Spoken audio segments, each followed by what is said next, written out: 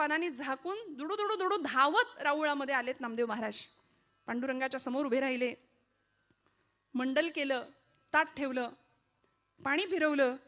करा सुरुवात म्हणले, आता करा सुरुवात देवा. तर एवढ्या आर्जवानी देव उठणार आहे का हो? देव जेवणार आहे का हो?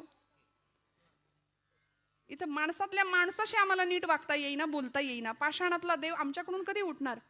पण नामदेवांचा आर्जव काय होतं? देह जावो अथवा राहो, पांडुरंगी दृढ भावो.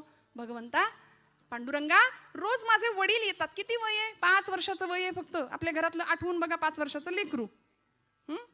5व्या वर्षी नामदेव महाराज सांगतात, पांडुरंगा माझे वडील आज गावी गेलेत, रोज ते येतात आणि आज मी आलोय, म्हणून हे बघ बऱ्या बोलानं पटकन जेवण कर, उशीर झालाय.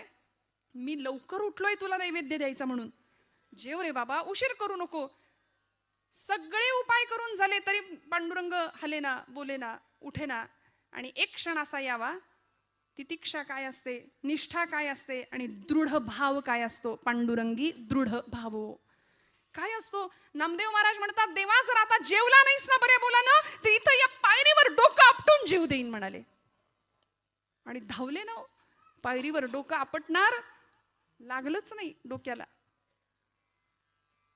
मऊसर हात डोक्याखाली लागला आणि गाभाऱ्यातनं आवाज आला, नामदेवा दगडाचा देव कधी जेवतो का रे?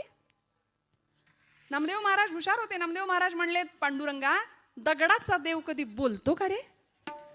बोललास? बोललास? चल चाटून पुसून स्वच्छ कर. सगळं ताट स्वच्छ करायला लावलं देवाला. आणि रिकामं ताट घेऊन नामदेव महाराज घरी येतात.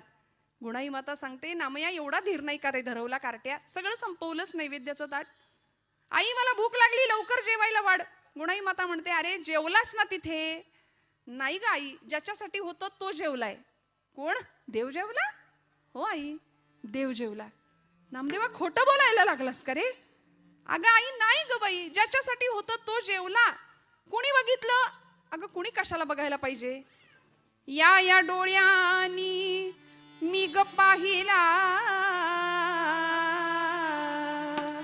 या डोळ्यांनी मी ग पाहिला.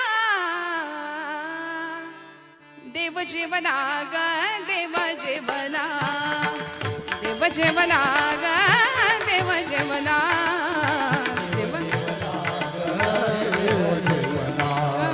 देव जेवला